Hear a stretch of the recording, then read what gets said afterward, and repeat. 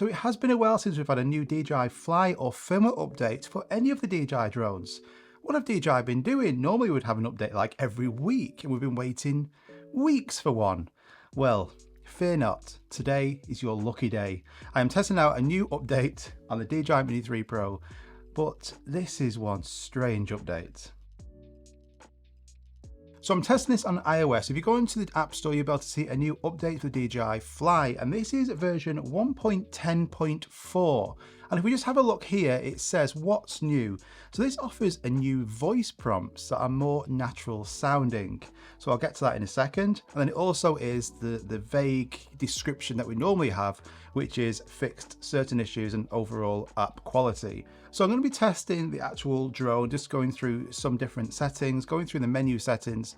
But what about this new voice prompt? This is like the new update. So this is what I mean. This is a bizarre update. So before you would turn your drone on and you would have an announcement like this. The home point has been updated. Please check it on the map.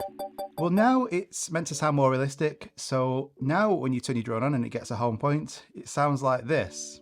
Home point updated. I mean, I don't know which one I actually prefer. I did quite like the nostalgia classic one that we've had for quite a while now. But now it's all changed. So on the new DJI Fly update, you now have this more realistic voice. So that's what you're going to get on there. You also, if you're going to do like a hyperlapse, you also get this sound. Aircraft is flying to the first waypoint. Hyperlapse is ready to complete. And this is a common theme. So I don't know, you might like this. I actually preferred the old one, but Takeoff. It's a strange update. I don't know why we needed this. We didn't really, but you might like this, you might not. But what about the actual everything else? So if you've had any issues with your DJI Fly update, then this is where these updates come out so regular, because not every single phone and version is going to be all the same. So this is why DJI are really good at pumping out these DJI Fly and firmware updates to actually try and address the bigger, wider issue in relation to any little bugs or problems you might have been facing. I personally haven't had any issues whatsoever, but I do like to test these just to make sure that it is okay. So I recommend or not whether you should go and update. So let's just get into it first of all. So this actually is only available right now on the DJI N1 controller. So it's not available if you have the RC. So if you do want these new voices, you're just gonna have to wait a little bit. When that comes out, I'll do an update and test how that goes. But in relation to this, you're gonna have to dust off your DJI N1 controller. This is sat on the shelf somewhere, and actually get it connected. Now, if you actually don't know how to get it connected, because you probably had to have it disconnected, just turn your drone on, turn the controller on, and you'll see on the menu here the connection mode at the bottom right hand corner. So just click on that and then actually select the Mini 3 Pro. You'll then get like a message just asking you to click continue, and then it will do this like firmware update, it says, and then it will then update it so you can get onto the Mini 3 Pro as usual. So let's just go through now and actually go and test this in the air just to see what this is like. So I'm going to be just testing a few different scenarios. So the video mode, photos, I'm going to do a hyperlapse and a spotlight. So I'm going to switch over to a voiceover for this section, then I'll come back to you.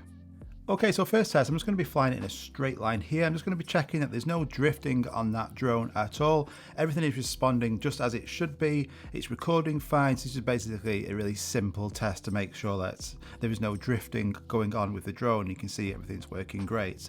Let's just run through a few of the settings now. So first of all, let's just switch over, just take a photo. So the Mini 3 Pro, obviously, you know, you can take different photos. So the 12 megapixel will enhance the image quality. Always select JPEG and RAW, and you can also do the vertical mode as well for photos, great for Instagram. So photos are working great. Okay, let's use now this tram to test sports mode. So I'm going to try and keep up with this tram and also do a bit of an orbit just to see how this works. And you can see here, yeah, everything is working fine, nice and responsive. Sports mode's working great. Not having any issue keeping up with this tram, and that looks pretty cool, you know. If the council want to contact me about some tram footage content, I'm your man. Right, let's test out now focus track. So spotlight mode is fantastic. I use this so many times. If this doesn't work, it's a big problem. So you can use this in either horizontal or vertical mode. I'm just going to simply drag a box around these two houses here, and then the drone will pan and do all the camera movements for me whilst I can manually fly. So spotlight mode is fantastic. I really do like it, and you can see there it's working great. So I can now just push forward on the right stick, and it's now just keeping those two houses the subject. That looks really good. So if you do any building advertising, real estate, or actually showcasing a subject, spotlight mode is your friend. Okay, let's now use hyperlapse. If you haven't used hyperlapse, you should do. I'm going to use a waypoint hyperlapse. Again, I've done a full video on hyperlapse on the Mini 3 Pro, so go and check that out. I'll link it at the top of this in the corner here, so you can watch it at the end of this video. So hyperlapse here, again, you can do it in horizontal or vertical. I'm just going to do a really basic one here. It's going to be a sideways pan. I'm just going to set up 3 different waypoints. This is going to be where we're going to hear that new voice. It's going to start it. I'm also going to switch it into reverse mode, so it's just going to start from the last waypoint and it will make its way to the first waypoint. Let's see how it goes. So no problems with hyperlapse there, and it's also quite convenient that if you do use your phone method on the N1 controller for a hyperlapse like this, then you can instantly download it. You can click on the bottom right hand corner and that will then download that clip straight to your camera roll. Whereas if you use like the DJI RC or RC Pro even, then you have to do a data transfer. You can't just download it instantly. So I do miss this feature. I wish there was some way we could do this, but I know it's not possible. But that's great. So let's now just switch and just look at some other settings here. So normally I would shoot in Pro mode. I've not got the high enough strength ND filter on today, so it's slightly overexposed. So make sure you've always got an ND filter on. In this example, I'm using an ND32 and it's still overexposed, so I need an ND64. The cinematic color profile is what I normally shoot in. It's going to give you 10-bit color. It looks like this flat color profile, but when you color grade it, it's going to look absolutely fantastic. So D-Cinematic, yep, that is working spot on as well. And I'm just going to switch over just to finish on Cine mode. So this has the new tripod mode that I've got set up. So this has a really slow speed now that you can customize in the expo and gain settings. Again, I've done a full video on that if you don't know what I'm talking about. But basically it slows that whole video down. So now we can go really slow. So it's great for capturing certain movements and certain objects. And the final test I wanted to check out is return to home mode as well. A really important safety feature. So a couple of ways you can do this. I'm going to do it on the screen. Click return to home. And now the drone will actually turn around and start to make its way back to you as long as you're in that same position. And it's going to actually ascend to the height you've set it at. So you'll notice now it's actually increasing to quite a high altitude. And this is completely normal. It's because in them settings, I've actually gone onto the settings. So if we just click on the top right hand corner and we go now to safety, you'll see here it says auto return to home altitude 120 meters. So that's what it's now gone to. So that's completely fine. Return to home, spot on. But if you are struggling to remember some of these settings, or you want like this guide with you when you're out and about filming, I do have my own cheat sheets for all of the DJI drones. And these just go through all of the different settings and advice and how to get the very best out of your drone. These are a digital download, you get them instantly. They're available on my website, I'll link it here. And then you can actually print these out, and then you've got all of the different settings with you, and you can go through and actually check. So this one's like an ND filter guide, and it tells you what ND filter you need at the right time, what to look for, different settings to choose, and each one covers every single setting that you're going to need to know depending on which drone you have. So these are available on my website, $9.99, so go and pick these up.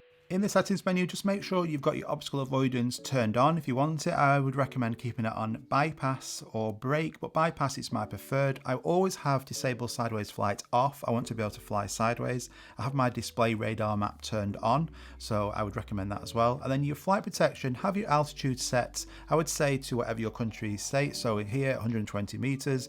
And then your return to home altitude, I would just keep it the same or lower. Have it lower if it's a windy day. So you don't want the drone going too high because the wind's going to take it, especially the mini drones. So then maybe you have like a lower altitude, depends on the wind conditions. Just go through a few more of these settings, just keep it brief. Advanced safety settings, let's just keep that on return to home to make sure it's not going to be a disaster. And if you lose signal, it's going to just hover in place or descend.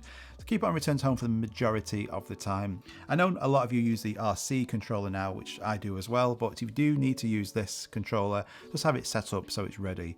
I would shoot in H.265. I normally shoot in the Cinelight color profile all the time, and just set all the camera settings up to your liking. I would have my grid lines on, but all these settings here, nothing has changed. I would actually just go through and actually just check it's all correct, but we'll only see new settings in a firmware update, not like a Fly update like this. So I hope you enjoyed that, guys. If you've got any value at all, just hit that like button. It really does help out. And I've got so much more exciting content coming really soon over the next few weeks. So make sure you hit subscribe, hit that notification bell so you don't miss out. And have a great day. I'll see you in the next one. Bye bye.